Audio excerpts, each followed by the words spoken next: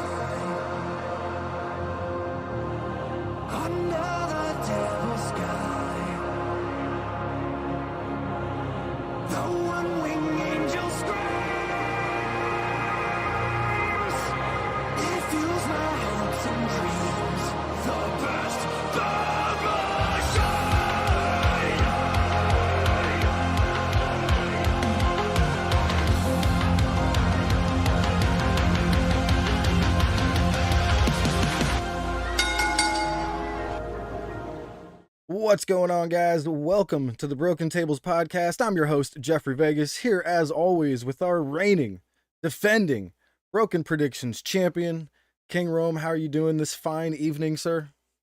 Oh, man, a lot of good stuff to talk about. I want to ask you about how your trip to Hershey was today, but figured we would start off with talking about Bray Wyatt a little bit. Yeah, man, I agree. So, the last time we were on the pod on Wednesday, we talked about Terry Funk and what he meant to pro wrestling and how vital he was to pro wrestling in the terms of the legacy of pro wrestling. And man, I really wish that we weren't doing another one of these types of things. What was it, 48? I guess more like 3 days later. Yeah. Bray Wyatt, Wyndham Rotunda he was in a class of his own. He was brilliant. He was a genius, captivating. Everything this man said, everything this man did. Obviously, his critics would cite that he was not the best in-ring technician, but I would argue that what he was in the ring was exactly what he needed to be, which was methodical. Bray's passing actually was extremely upsetting to me. I was pretty devastated. Yeah. For those that don't listen to the pod regularly, obviously, I'm no longer a WWE watcher. I do not like them. Very nasty relationship there. Bray, for me, was the hill that I chose to die on. Like, I was such a Bray fan. I was so into him that just to see that company do him the way they did him turned me away. And that's how important Bray Wyatt is. Because think about all of the years and years of, CM Punk getting treated the way he did, Daniel Bryan getting treated the way he, the list goes on and on. All the issues that you can think of that someone who would have with that company. And but Bray's the one that was like, you know what, I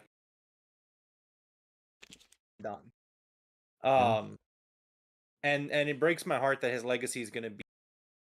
I think fans are going to remember him in the now for what he, how talented he was. But I mean, it sucks that he was never able to recover his legacy. I mean, people give him a hard time about his last run being terrible, myself included. But I also say this alongside that. What else can you do after you make someone hit the reset button 3 times? Yeah. I mean, he was forced to reinvent himself so many times that,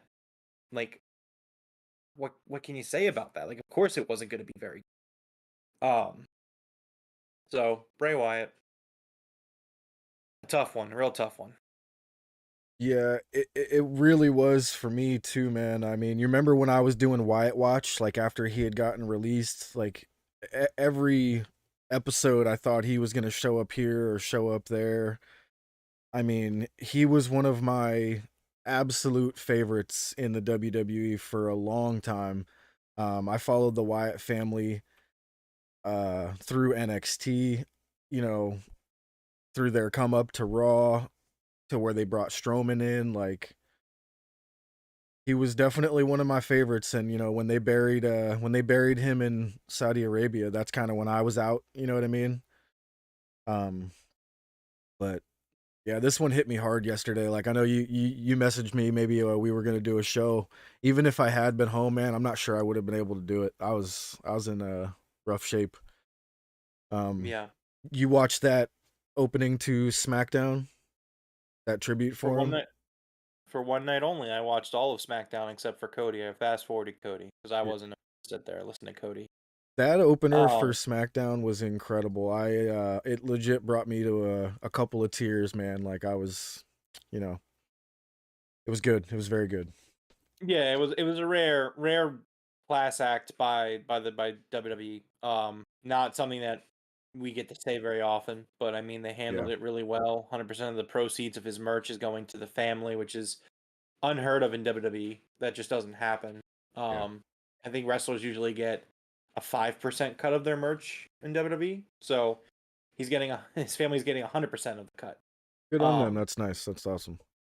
it is. It really is. So they handled it really well. I mean, I'm always gonna remember Bray as, there was a time where he was my guy. He was my number one. Uh, like you said, coming up in NXT, I remember going to a live event and like he had like just got called up to the main roster. Him and Yeah. the Yeah. Rowan and Harper, and I just remember him sitting there, not even wrestling, just being at the top of the stage in his chair, In that chair, man. talking while Harper and Rowan just did his dirty work.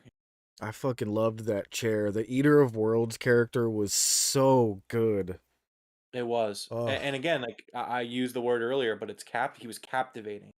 Like everything this guy said and did, he was a vacuum, sucked you in, and like next thing you knew, you were like there. I was texting a friend the other day when he passed, and this is a friend that he kind of goes in and out of wrestling, but like for a long time he was out of wrestling.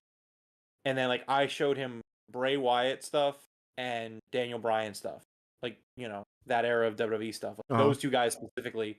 And he was just like, "Bro, I got to get back in." And Right? he was back in for a while, um, for a while, but For a then it while. got down. But again, just those guys, and I'll close with this, just kind of, and it's selfish to make it about this, but it's not my intention. But again, it's just to show how important he was to me as a fan.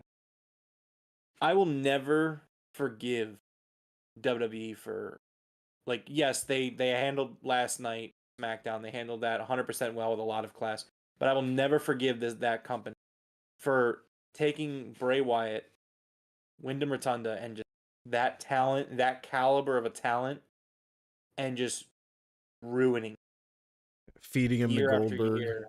Drive me crazy. The Goldberg thing, like never winning a feud, winning the WWE Championship just to drop it to Randy Orton 3 weeks later at WrestleMania. Like there are so many things that go into it, and it's just like I will never forgive that as Yeah, it's long rough. as I'm never forgive them. Well, that's man, that's rough, man. Two of the three Wyatt family members are gone. It's very nice to see Rowan front and center on the stage last night. I noticed him immediately. I mean, how can you not? He's gargantuan. Um, like you said, they did absolutely great with their whole thing last night, and kudos to them for that. That was a very very nice episode there. All right, let's go ahead and get into the AEW Collision review, the All In Go Home show. No opening promos. Did you notice that? Yep, there were no opening promos. Now, before we get into the show, Jeff, I want to ask you, how was Hershey?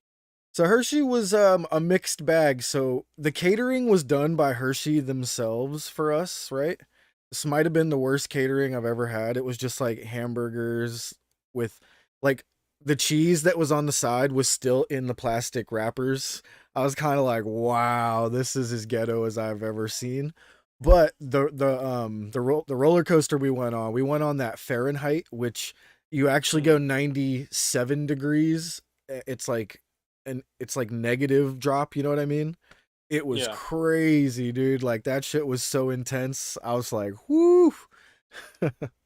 So you said catering? Like, what you went to a So restaurant or they have like what happened? pavilions there where like if your company does a company event, like that's how I got to go there was a company event. So they Oh, cater everything for you and they kind of like directed us to this line and it was just, it was like a salad and then some fruit and then these burgers with the cheese still in the wrappers and hmm. pickles. And then these chicken nuggets, bro.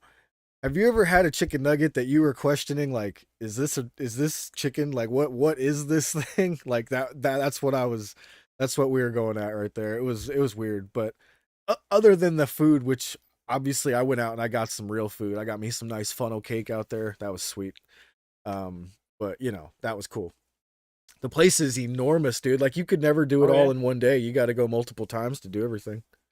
Well, again, yeah, that's just kind of, and it's also got the vibe of like the town of Hershey, and Yeah. kind of like it's a great little place. The wife and I, we want to, I want to but do the um, tour of the factory. If you guys are ever interested in that, I think Jenna wants to do it too. oh yeah, yeah, I think I told you about that last week. Yeah, I definitely would love to. We want to make a trip up there. Maybe next year. All right. The summer's winding down, so we'll see what happens. All right, we'll figure that one Um, out. What what's up, up, Coach? coach? Coach, have a good show. Jeff, I'm happy to announce that the powder blue is officially no longer cursed. Phillies, the Phillies have crushed the St. Louis Cardinals 12-1. So, like, here's the thing, Oof. right? The bats are Um, awake, baby. they are. So here's the thing, right?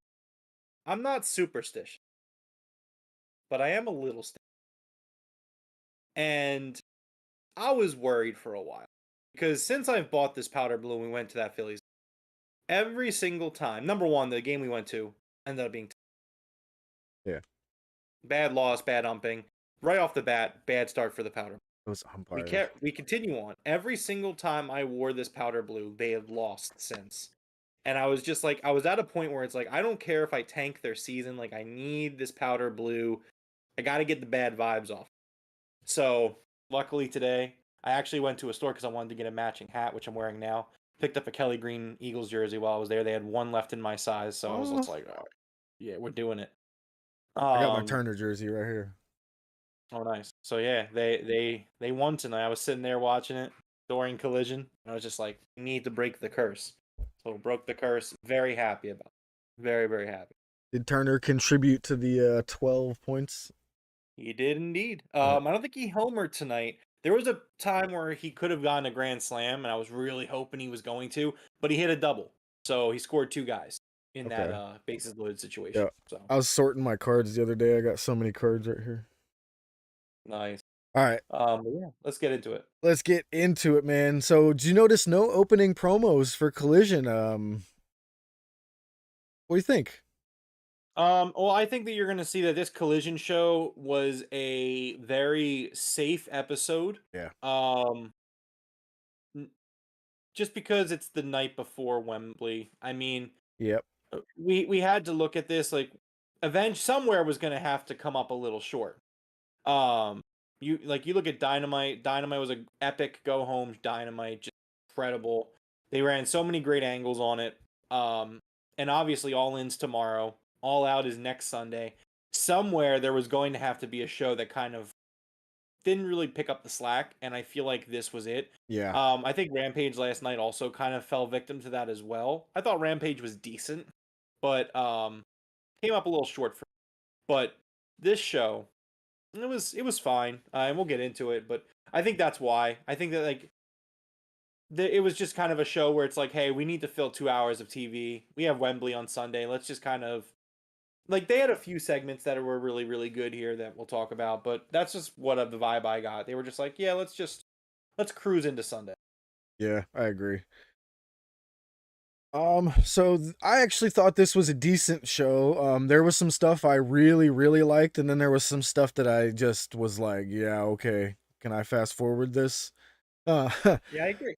but we'll start off with one of the things I really, really enjoyed was the FTW champion Jack Perry coming to the ring, and the way that they were holding that FTW championship on like a big pedestal with flowers, it was like a funeral, wasn't it? It was like they were carrying the casket.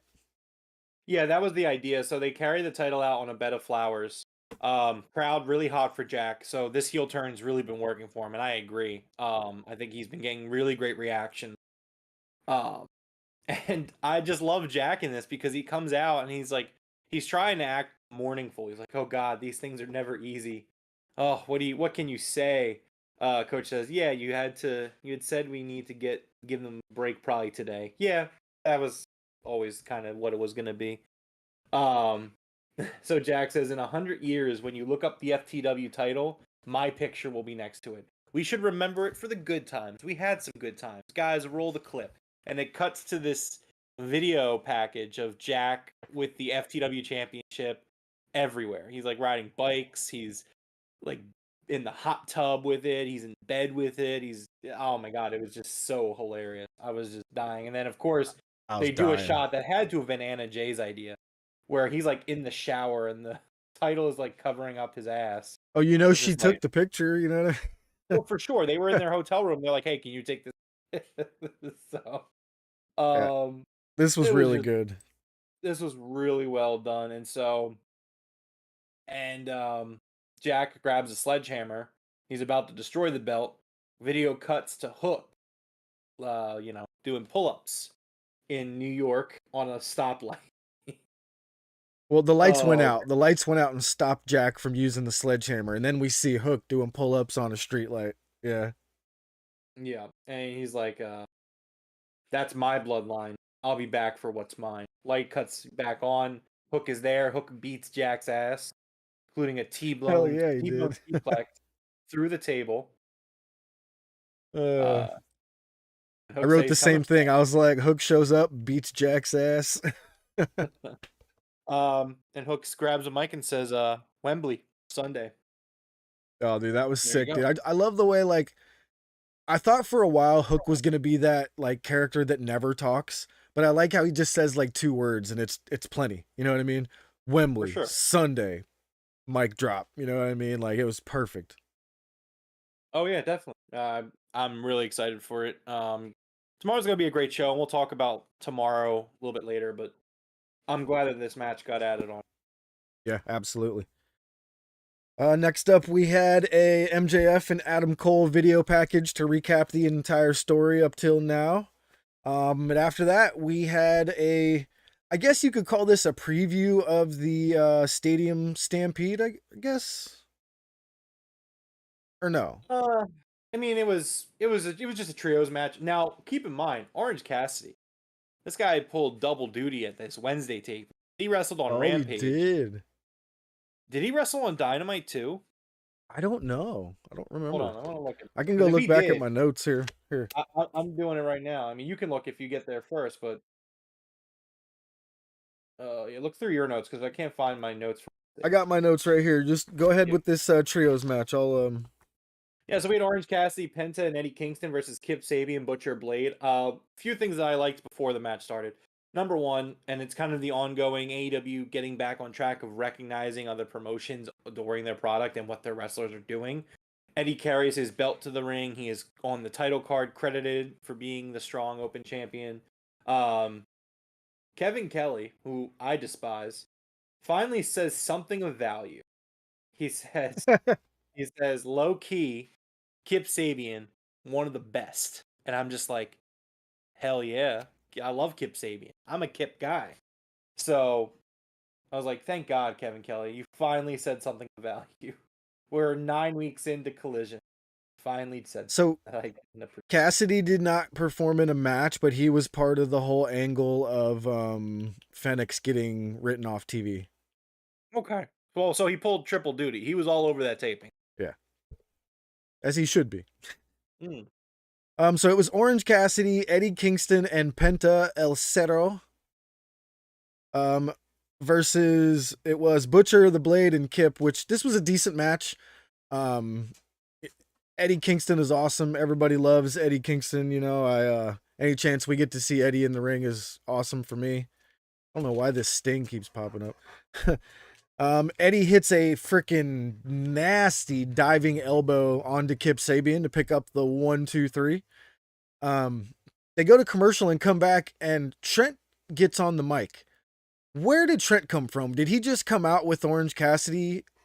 I just didn't see him or something, and all of a sudden he was on the mic, and I was like, where the hell did you come from? I think the best friends came down towards the end of the match or after the match. So I will say this about the match specifically.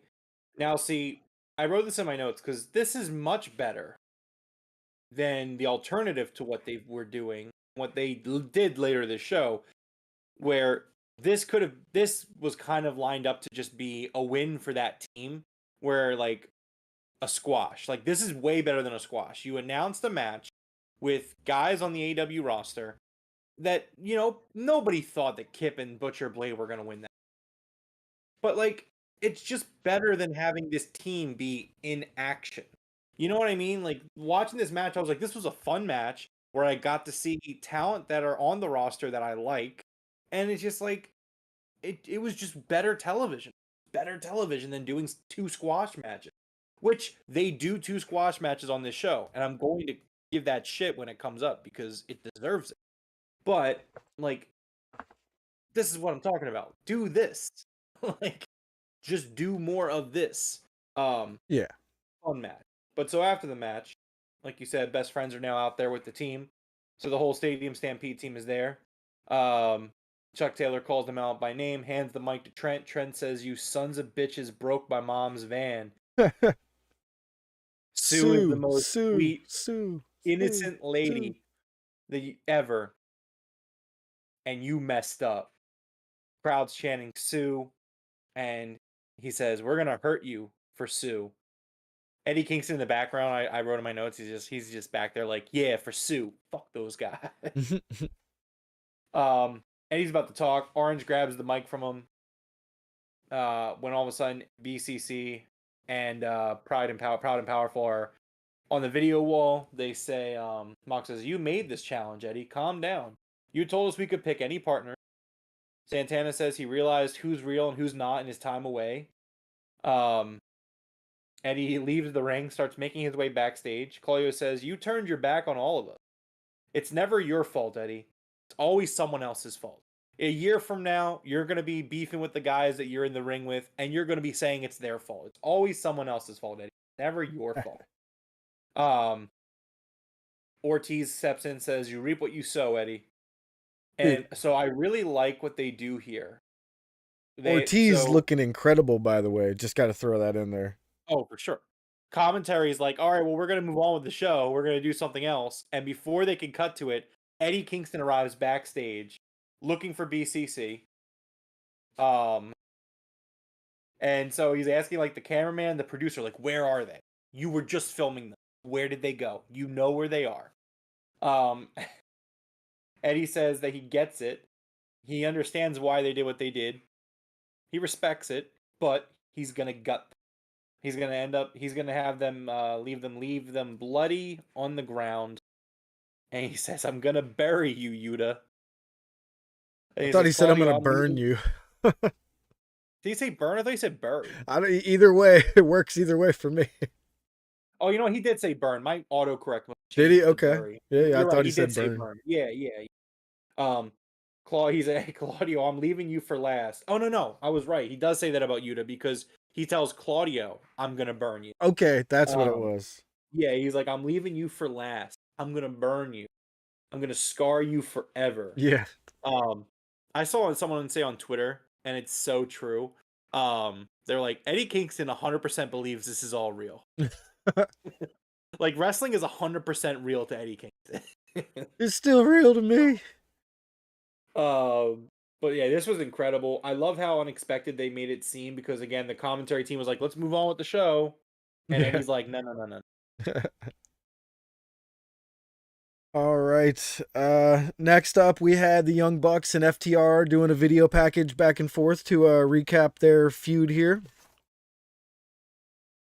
Next up after that, this is one of the parts of the show that I wished I could have fast forwarded. This was Dark Order. Johnny Hungy and See, I'm even forgetting these dudes' names now, bro. That's not a good thing. I'm surprised. You're a Dark Order guy. I thought I you would have know. liked this. John Silver and Alex Reynolds. I'm sorry. I just had a brain fart. That's all. No, it's okay. So yeah, I just, I wanted to fast forward this, and it was mostly because of, Darius and Action Andretti, to be honest with you. But this was a decent match. It did what it needed to do. It filled some time, and it definitely wasn't anything that, like, it wasn't bad by any means. You know what I mean?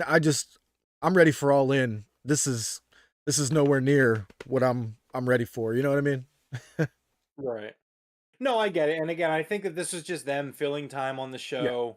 Dark Order obviously not on the card for All In. Giving them something to do. I thought this match was fine. Again, this would have been a Rampage type thing. Again, exactly. Yep.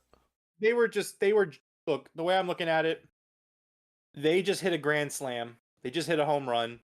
They're jogging down the bases. They don't need to sprint from, they don't got to take third. Good They don't have point. to steal home. Yeah, They're just the home run's already happened. They're just jogging to get around the bases because it's what you do in baseball. I like it. Um, the match was fine. I literally have no notes for this match. I just wrote it was a fine match. Yeah, It was cool. that's kind of what I did. I was like, great match, decent match. Dark Order wins. Awesome. I'll give it this. I'll tell you what. I will compliment it. It wasn't a squash. No, It it was a was match not. that was Definitely not. announced. It was a match that was announced before tonight with 4 guys on the AEW roster, and they went out and they had a match. You know what? That's better than what happens That's later in a the show. great way to put it, So, Rome. 4 there you guys go. on the AEW roster went out there and had a match. And that's not an insult. That's a It's good not. thing. No. They're all talented guys, and it was a good match. Again, it wasn't a squash match, so I'm You fine with said it. that Now, to your granted, if you said oh, that to sorry, go your ahead. average Twitter person, they'd just be like, "Ah, okay." Yeah, again, but I think like yes, if you say it that way, it is an underwhelming way to say it. Yeah. But I mean, Darius and Action Andretti, very talented team. Yes. Obviously, you know me. My interest in the Dark Order is waning. It always wanes. It goes back and forth between whether I think they're worth it or not. I'm very interested in this turn that they've made and where they're going. So yeah, put them on TV. Let's see how it goes. And they I'm came out thinking and we might see they were. Evil Uno in Wembley. You never know. I mean, yeah, but that's the thing. We have the match card, but I'm sure there will be some stuff going on. I mean, Yeah. the 0 Hour only has 2 matches, so who knows? Yeah, we'll see. All right, next up we had Nick Wayne and Darby Allin with Lexi backstage. AR Fox came to basically apologize. Basically saying like he kept losing some matches and he let it get to his head and he kind of panicked and he went along with whatever Swerve was saying. And Nick Wayne did exactly what he should have. He walked away. Yeah, Right? number one, I don't think it was smart of AR Fox to admit on television that he lost his dad. Christian Cage is somewhere like Oh, I was maybe like, wait, why? And then, oh yeah, okay, sleep. Christian Cage is around the corner somewhere. Christian Cage is like sleeping and his eyes just open up. I'm like, Oh, what? I What wish I did you had a say? wish I had a gif of him. That'd be hilarious. Have him like peeking in. Yeah. But you know what? So I still think that there was a reason why they made this change last second. And I think that for the change that they made, for what they did, I thought this was good. I think AR Fox made a good point as to why he did what he did. He said that he felt like he lost confidence in himself. He felt like the company lost confidence in him. He was losing a lot, which is true. He was losing a lot on Yeah, he was. television. Um, Again, it makes sense. Like people could say it's a dumb decision in the moment, but something that AEW is notoriously good for is when they do something dumb, they usually bounce back in a great way. And I thought this was good. I thought it was well done. And like you said, Nick Wayne did what he should have done, which was not accept his apology. Darby does accept his apology. And, we'll see where we go from here. But it seems like AR Fox, Nick Wayne, that's going to be a program continuing to move forward. And Yeah. I mean, I'm all for that. So, Darby was like, I know you're sorry. but it makes sense for Darby to forgive him because they have history. Yeah. Nick Wayne doesn't have history with him. He just showed up one day. AR Fox showed up to his house one day and just destroyed him, and was like, "Yeah, your dad's dead. Here's a picture of him. I'm taking your Smash. I'm gonna wear this bloody shirt of yours for a month and then give it to your mom, bro. I'm like, all right, Yeah, that shit fine. was wild, dude. Yeah, that's the thing. In hindsight, the character AR Fox has to be sitting like in his hotel room, be like, damn, I really fucked up. For real. He's like, I may have overreacted a smidge. He's like, I may have just kind of Oh went off the deep man. end for a month there. Be like, I can't believe I listened to that guy. But no, this was good. I liked it. Yeah, it I'm was cool good. with It it. was fine. Next up, The Acclaimed with a new music video. What'd you think of this? Loved it. I miss the Acclaim music videos. It's been a minute since they did one. Two lines that I had to write down that I love was Max says, "You're blowing up that house like Oppenheimer." That was great. Yeah. The one that had me dying though, he says about Brody, I think it was, "You couldn't draw money with a box of green crayon." And I was just like, "Oh my god." So I loved it as well, but I got one critique here. So if we're gonna try to take Max serious as a rapper, he needs to not be so monotone. I feel like he's just slightly monotone in his raps now. Mhm. Just just clean it up a little bit, and I think he could put out an album. Well, he has put out an album. Oh yes, Yeah, early Acclaim, but there is an album. like how long ago was that? A couple of years, like before they were big, or when it was it while they were big? Like pandemic era. Ah, okay, yeah, that's why I haven't heard it then. Okay, But I mean, you've probably heard some of it because a lot of them were used like as like promos. makes sense. Makes sense. Yeah. All right. Next up, we had Ricky Starks coming out for being the manager for Big Bill. Big Bill comes out and absolutely fucking squashes Bobby Morales. Dude, this guy, like, I don't want to say David versus Goliath because David got fucking destroyed here, but man, this guy was tiny compared to Big Bill. He looked like a little kid in there with him. So I've decided that if AEW is going to put zero effort in these squash matches, I'm also going to put zero effort in my reporting of these squash Right? matches. My notes say Big Bill in action. I put F underneath, and then I went on to the next segment. Like I F like is in look. the grade for the match. Yes, F is in the grade for the segment. Like again, like to I'm going to continue to have this critique where it's like, look, I understand you got rid of Dark and Elevation, and those shows had a value for your hierarchy of how you booked your wrestling company, but those shows, you got rid of them. So, especially Collision, again, I'll give you one a week where, like, you do one on Rampage, do one or two on Rampage.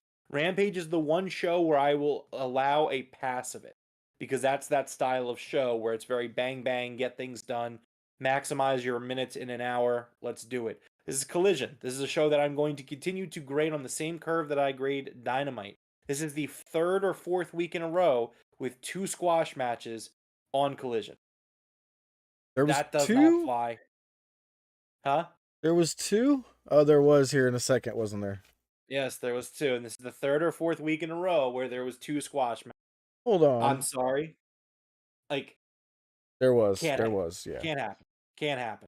Like, I would rather you throw Serpentico out there and like go a few minutes. Like I get it. You know, maybe you're just trying to accomplish enough things, and the whole point of this segment is for Ricky to whip the guy at the end. So I can understand it, but I'm not going to allow it. You Yeah. could have booked Big Bill versus some geek on the AEW roster. I don't know who. I would have to like really kind of think about it. I'm sure we could just come up with somebody. Like, you mean to tell me that there's nobody you could put out there? You have to, you can't go a couple minutes. Like I was My gonna say understanding do is Big Bill versus Keith Lee, but obviously you wanted both of them to win tonight, so that's not gonna right, happen. and But like, but that's my other thing. It's like I don't need it to be like a 10-minute go through a commercial break match. If you just want to do something quick, do something quick. But 5 minutes. yeah, like Like make again, showcase the talent that you have on the roster. Give them something to do.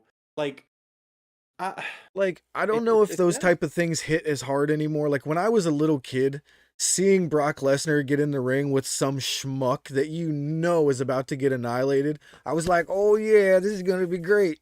Now I'm like, I'm like, I don't need this. You know what I mean? But again, like, I could also sympathize with the fact that these things have value. Again, I was always pretty happy with Dark and Elevation for what they were. I mean, like, Dark and Elevation they were 45-minute to an hour and a half long episodes with a bunch of squash matches and one match worth watching in the. But you know what? Those squash matches, they did their job. You got to see the talent. You got to like pad their win-loss record. That you got to look good. And like I understand that squash matches have a place in wrestling. I'm not saying to just get rid of them completely. Although some people probably would say that. Yeah. I understand and am willing to be understanding with the company that like you need to do this to help convey what you need to convey about your wrestling. I totally get it. But this is Collision. And like I said, Collision and Dynamite, I'm going to continue to look at these shows as 1A and the 2A shows, however you want to put that. Yeah, I guess it's 1A and 2A. Look at it this way. So Big Bill just squashes this dude. This show should be making me want to go buy All In. Is Big Bill on All In? He's not even on the show. So it's kind of like, what was the point of this? Like, there was no point to this whatsoever. Well, so here's the thing, and this is where I'll actually kind of devil's advocate myself. There is a point to this because they are leading to Ricky versus Punk at All Out. That's why they do the segment. Oh, that's right. It's for the Ricky part of it. I keep forgetting Ricky's. A lot of this show, like, there's a good amount of this show that's about tomorrow at All In, but there's a few things that are about All Out in there. You're right. You're right. That's a good point. Yeah. So, like, and again, like, I'm sitting here, like, I understand why you did it, but as someone who's sitting down and watching this product and reviewing this product, that's not good enough. Let's go over to the chat real quick. David Durham says, have you guys seen the card for All Out next Sunday? It looks good so far. I agree. We'll be talking about that in a little bit. Grant Dubba's here. He says, I'm so excited for tomorrow's pay-per-view. Too bad Sammy doesn't have a match. I'm also very excited. And you know what, Grant? I had this idea, and I wish they would have done it, where I would have booked for the 0 hour Sammy Guevara versus Kip Sabian. Now, the reason for that is the first match in AEW history is Sammy Guevara versus Kip Sabian. So I thought that having that match kind of like the rematch at All In would have been really that's cool. a good point.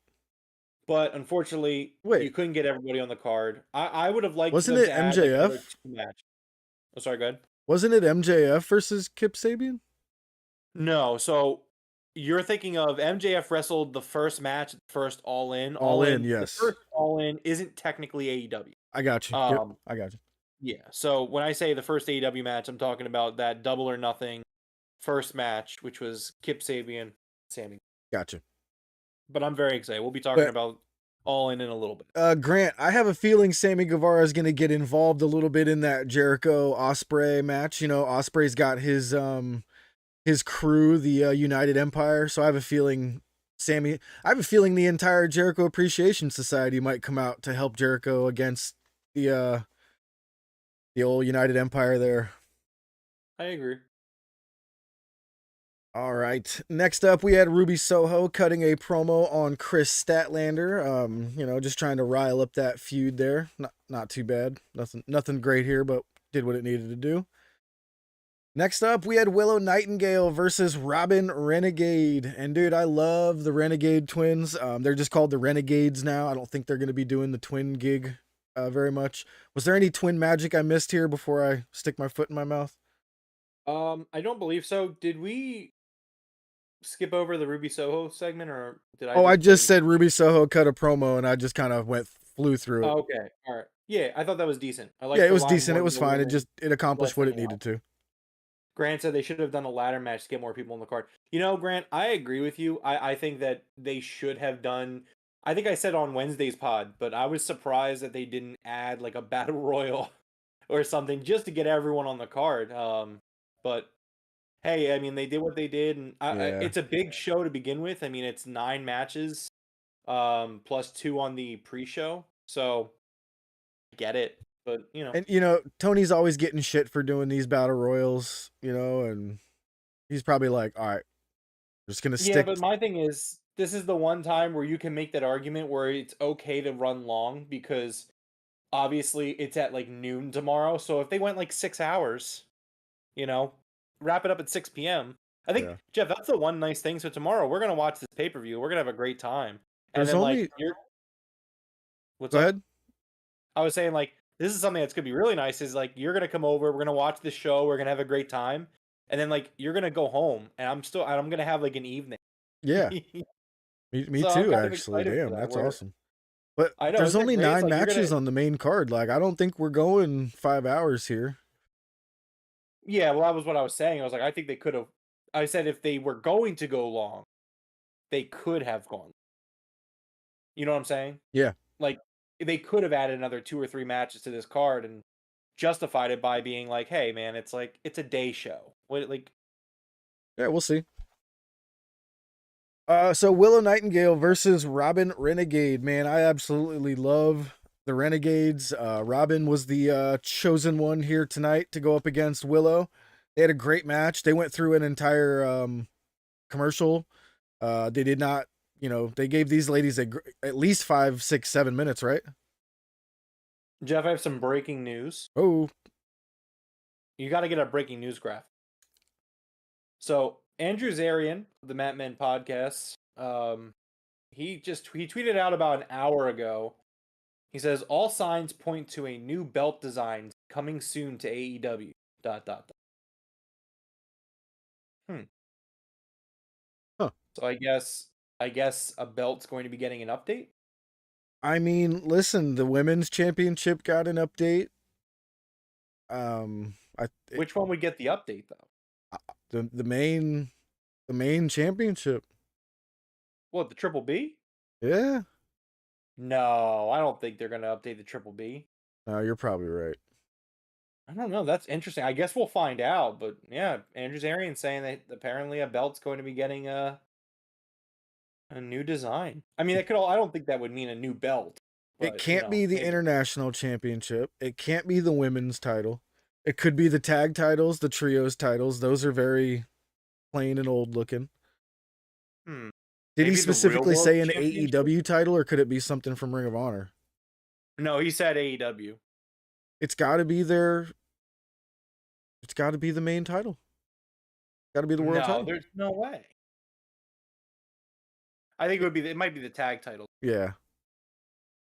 Anyways, so again, I give credit for this match because they very easily could have booked Willow in a squash here. They They did could not. have. They could have, but they didn't. They booked a match versus Robin Renegade. So at first I got excited, Jeff, because the Renegades, I always give them a hard time because they have the whole twin gimmick, but they never wear the same stuff. They always have their hair different. Yeah. Tonight, their hair was the same. And like it was a very specific cut too. So I was just like, "Oh wow, okay, cool." And then like a few seconds later I realized but they weren't wearing the same gear. And I was just like, Yeah. I'm not sure if they're trying to do the twin thing because they dropped the twins from their name. So. but then they did the exact same hairdo. And like you saw that hairdo, Jeff. It was Did they? it's a very unique hairdo. It's Yeah. not like Yeah. something they just threw together. Like I don't know. I like the Renegades a lot, but I just would love Yeah. to see that consistency. They've just to this point have never shown. But Willow wins this match. I thought this was a great match and I really enjoyed it. Absolutely. And if there ever gets to be women's tag titles in AEW, those two are going to be an absolute like mainstay in that division. The Renegades are freaking fantastic. All right, next up we had Powerhouse Hobbs and Miro with a video package going back and forth. I just wrote down, wow, this is going to be epic, as Taz said. I can't wait for this. This is one of my matches that I can't wait for, actually, is Powerhouse Hobbs versus Miro. Yeah, man, it's gonna be a really good match. I mean, I think we're gonna see this all out card, and we're starting to see it take shape. And I think a lot of people that you were wondering why they weren't on the all in card, you're going to see them on all out, which is nice to see. Obviously Miro, Hobbs.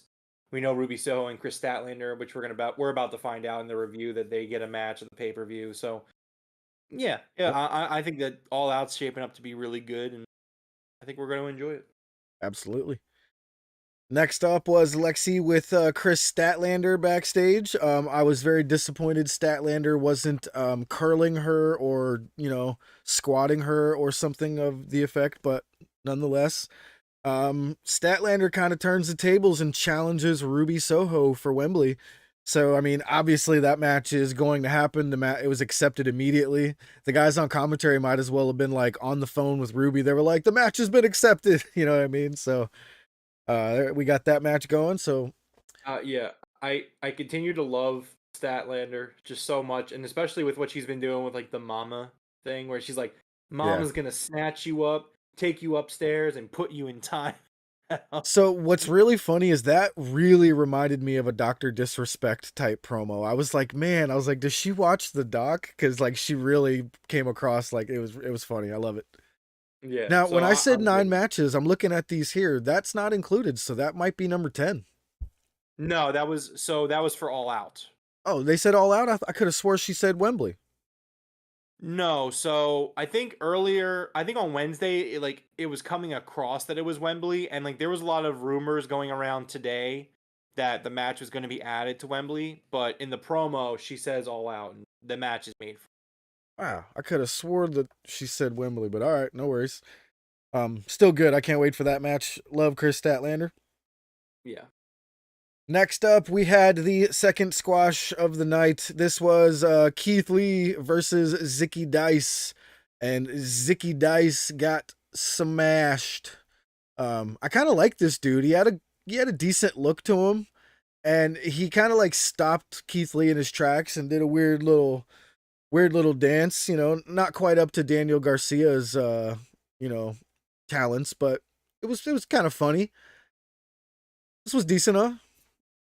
I wrote in my notes Keith Lee in action. F. F. Look, man, Zicky Dice is cool, and I think I've seen him somewhere before. I've definitely heard the name, and I definitely recognize him. So I don't know where I've seen him, but I've definitely seen him. Look, I get it.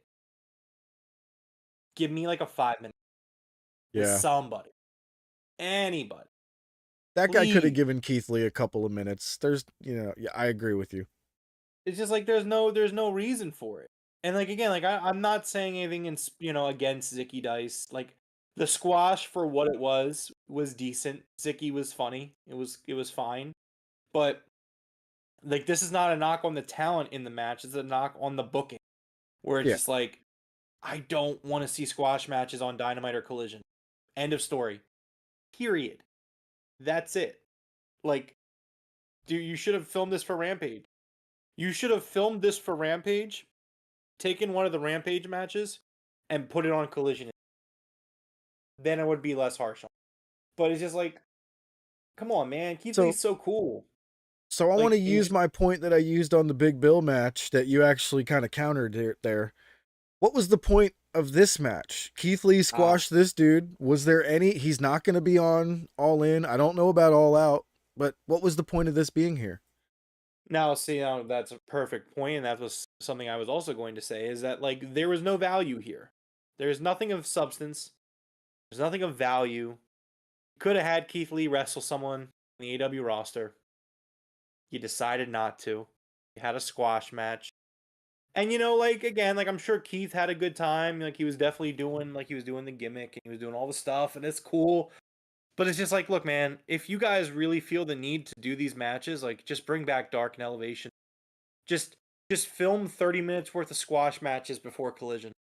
Yeah. Like come on. It Like just seriously, like just bring Dark back if that's what you're going to do. If you're going to give us 2 squash matches a week on Saturdays, like I'm going to give them not a pass cuz I've been critical of it. But if we are like fast forward like 3 weeks from now and like we're past All In, past All Out and like we are just still seeing 2 squash matches, even 1 squash match a week on Collision, I'm really going to start tearing into cuz it's just like I don't want to see it. I just don't want I on feel I on feel you, man. I a feel show. you. I can deal with one, but two is a little bit much, and especially one that has no bearing on any storylines anywhere. It was just kind of like, hey, let's get Keith Lee out there tonight. I'm like, I'm cool with that. I love me some Keith Lee. I would love to Sure. see him once Yeah. every Saturday beat somebody's ass. You know what I mean? But like, this is the go home show. Dynamite was one of the greatest go homes I've ever seen. Like, of any Yep. pay per view ever, it rivals some of the best go home shows you could ever name that have ever happened. Agreed. Because of stuff like this did not. You know what I mean? Like, Yeah. Oh no, I completely agree with you. I don't know. Like just put this on Rampage if you really feel the need. If you really feel the need, where like yeah. you just want to get Keith Lee on TV for a minute or two. Just wait till next Saturday is my thing. I'm like, okay, we got a pay per view tomorrow. Next Saturday, Keith can come on and fucking beat this dude's ass. You know, I mean, I it don't know. is what it We'll is. see. Yeah, just no more squash matches on Wednesdays and Saturdays. Do it on Fridays, or bring Dark back. That's my final point. Fridays or bring Dark back. Like seriously. Feel you. All right, next up, we had an absolutely incredible Coog showing up in the chat. The moment we're going into the La Faction Ingobernables segment. Wow, what timing that is, Coog. I gotta say. Coog says he was out tonight on his burner account. Did you get banned again, Coog? What did you say? Did you say something in someone's chat, bro? um, Grant in the chat says, "Don't you think Brian Cage got screwed over by them bringing in Christian to be Swerve's oh, partner? Brian Cage is being wasted. Same with Keith Lee. So I don't think Cage is being wasted right now. I think he's in there with the Mogul Embassy. I mean, he was on TV tonight, part of an All-Star 8-man tag. yeah. And he's a Ring of Honor talent. He's a champion in Ring of Honor. So. My take has always been with Brian Cage. Not always, because there was a time where Brian Cage was being wasted. But as soon as Brian Cage joined the embassy, before it was the Mogul Embassy, he was the face of the faction, along with Prince Nana. And afterwards, like he's been Swerve's right hand man. Like he's right hand man. Where he is just always doing something of significance for the Mogul Embassy. So I'll disagree with you about Brian Cage. Keith Lee, yeah, it's interesting. It's very interesting that they have 2 weeks of, or not, yeah, 2 shows on TV, 3 shows, but 2 big shows on TV, and they're struggling to find something for Keith Lee to do. He's been around. He definitely is competing. He had a match tonight, the squash match. He was on Rampage, I think, a week before that, and so he's around. He's doing a little bit here and there, but I do agree with you. I think that I would like to see something done with him. I think there's a lot of talent on the roster. And again, like instead of doing a squash match, like, and the other thing about it, just to go back on it, Grant mentioned it, you don't even need Keith Lee to be in a storyline. I mean, obviously you want that, but like, if you just don't have anything for him, but you want to have him on TV, just book him and have him win matches. That's it. Give him something to do. It doesn't need to be like a super important storyline every week in, week out. Like Keith Lee went out there and had a good match, couple minutes, 5-10 minutes, and he won. Cool. Yeah. Anyways, let's All right, so on to the La Faction Ingobernables segment. Dude, this was something right out of like a movie, man. Like I feel like I've seen this in movie scenes where basically Preston Vance and Dralistico had the black sheets over their head. You know, they get their asses beat. It was like terrorists, you know, like this shit was wild. I was like, what the? I just wrote down WTF. This is crazy. This is right out of the AAA, huh? Like this was wild. dude, this was insane. I loved it. It was so good. It's like the Mexican cartel is beating up on Preston and Dragon Lee or whatever. I'm sorry, not Dragon Lee. Dralistico. Jalisco, sorry, brain fart. Um and it was so good. Just the Mexican cartel beating them up. They turn it around on them. They're bleeding and they're just beating the crap out of these cartel guys. They're like knocked out. And Jose walks up clapping. All right. Excellent. That shit Roosh was has been on great. Twitter tweeting some good stuff too, just like trying to get them worked up. He's like, if you guys can't hang, get the fuck out of LFI. He said something along those lines today. There was And I'm blood like, everywhere. yeah, this was great. I loved it. Fantastic. What'd you think of this, Coog? Let us know in the chat. Everybody, what'd you guys think of this? Let us know in the chat. I loved this because it was something that we don't see very often, you know what I mean? But like AEW seems to be doing these kind of rated R type segments a little bit more, you know? Oh yeah, I mean, The Nick Wayne one, this yeah, one. they're look, man, I love when they do these cinematic segments, these promos, or whatever you want to call them, segments. I'm all for them, so Yeah, I loved it. absolutely. All right, next up we had Samoa Joe cutting a promo on Punk. He's gonna hurt him. He's gonna hurt him really bad. Punk comes on and says, "You call yourself the king of television? Well, I'm the king of wrestling. Come take me down." Dude, I loved that line so much. I was like, let's fucking go. All right, next up, we had the main event, the final match before All In. 8-man tag, Hook, Darby Allin, Sting, and CM Punk versus Luchasaurus, Swerve, Jay White, and who was their fourth? I didn't write down a fourth. Brian Juice, Cage. right? Brian Cage, right? Oh, it's Cage. You're right, Brian Cage. You just said it a minute Yeah, ago. Durr. yeah. This was freaking awesome, man. I absolutely loved this 8-man tag. Usually, I'm not a huge fan of these, like anything more than a trios to me gets a little messy. I don't know, but I actually enjoyed this thoroughly. We got a really awesome hot tag to Hook. Hook hanging with the big boys here tonight, huh?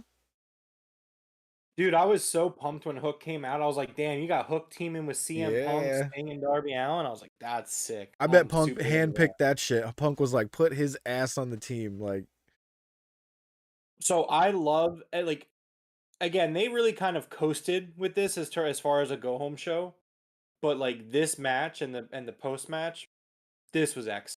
This was really good. It was an awesome match.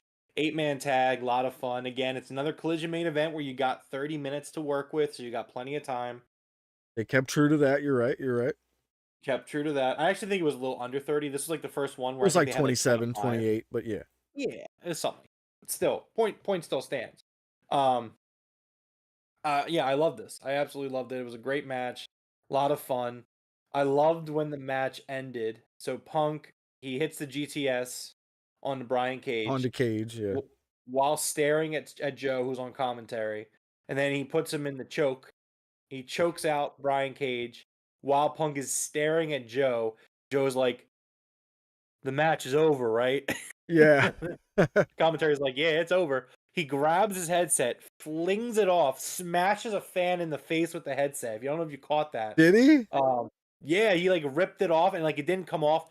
He like grabbed it and it didn't come off the one way, so he like flipped it around his head. And when it went flying behind him, the camera doesn't stay on him, but you could totally see it land like right like this in to a fan right before the camera cuts away. And there's no chance Nice. that dude caught that headset. He was not prepared. Um, so I was cracking up, and then this huge brawl comes in.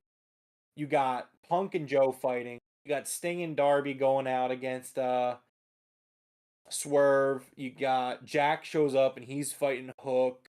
Like just a lot of great stuff going on. Really loved it. Super excited leading into All In. Honestly, it's one of the better like end of show big brawls I've seen. I thought it was really well done. Yeah, absolutely. I agree. I had a blast. Um, Jack Perry comes out and attacks Hook at the end here while everybody's brawling. Um, and then Punk winds up grabbing the real championship and absolutely annihilating Punk with it. And I think that's how we went off of air, right? JR's like, Punk is injured. Punk's injured. Yeah, it was something like that, but yeah, yeah. Yeah, great, decent episode. Like I said, there were some things I really enjoyed, some things I really didn't, but overall decent episode. I wish it could hold up to how good Dynamite was of a go home show, but that's kind of impossible considering it was one of the best go home shows of all time. But what do you have other than what's in front of me here for the All In London? You want to go ahead and run through the card? Yes, absolutely. So, tomorrow is the day. AEW All In London. The biggest show in the history of professional wrestling. We have 2 matches announced for the 0 Hour. The first is Jack Perry versus Hook for the FTW Championship. And for the Ring of Honor Tag Team Championship, it will be Aussie Open versus MJF and Adam Cole. On to the main show, we have for the Trios World Championships, the Acclaimed versus House of Black. A coffin match, Sting and Darby Allin versus Swerve Strickland and Christian Cage. For the Real World Championship, CM Punk versus Samoa Joe. The Stadium Stampede, Blackpool Combat Club, Santana and Ortiz versus Best Friends, Eddie Kingston and Penta. The AEW Women's World Championship will be on the line in a 4-way dance. Hikaru Shida, Soraya, Toni Storm, and Dr. Britt Baker, DMD. In a trios match, the Golden Elite, Kenny Omega, Kota Ibushi, and Hangman Adam Page will be taking on Jay White, Konosuke Takeshita, and Juice Robinson. Chris Jericho will take on Will Ospreay. For those that didn't see it, Chris Jericho showed up at Rev Pro today in London, where he attacked Will Ospreay after his match. Oh shit! Cool. I forgot Ospreay had the indie match. Yeah, Jericho showed up at it like with a mask on, and he like laid him out with a code breaker. And like fans were booing, and then Jericho took the mask off, and they were like, "What? Chris Jericho at my indie show?" It was pretty cool. Also for the AEW World Tag Team Championship, FTR versus the Young Bucks, and the main event of All In London, MJF defends his World Championship against Adam Cole. This card is going to be absolutely phenomenal. I'm extremely excited for tomorrow. So which 4 of these are we considering like the co-main events? Oh wait, we don't do that here. I'm sorry, I forgot. We don't. But the marquee matches, you could say marquee matches. Yeah. That's obviously the World Championship, the World Tag Team Championship. I would say the Women's Championship and Stadium Stampede. I think those are the 4 marquee. Oh, I mean, Will Ospreay, Jericho's got. I don't know. There's a lot of great matches on this card that I'm very excited for. I'm telling you right now, everybody was down on like Jericho with an Ospreay. They were kind of like, "Oh, I don't know if I even care about that." After those promos that Ospreay and Jericho cut, I am fully confident that match might steal the show. I mean, I'm very confident that's going to be a great match. You know, Jeff, I look at this card for All In, and I saw a tweet today that I kind of really agreed with, where someone tweeted, I can't wait for All In to just be here already. Not because I can't wait for the card, but because I'm so tired of people bitching about it. Right? Look, man, I've said it a lot. If you're looking at this card and these matches, this show, if this show does nothing for you, if you're sitting here and you're just like, I don't know, man, I'm just not feeling it. Oh, like who wants to see the Young Bucks versus FTR? Who wants to see a Stadium Stampede? Who wants to see CM Punk and Samoa Joe continue their 20-plus year blood rivalry? Who wants to see Jack and Hook? Who wants to see Sting and Darby in a coffin match? Who wants to see Jericho and Ospreay? Like, who wants to see this 4-way women's championship match? If you feel this way, if you honest to God, at this point, it is currently 11:12 p.m. on the East Coast. We are under 13 hours away from All In. If you are sitting here and this does not interest you at all, well,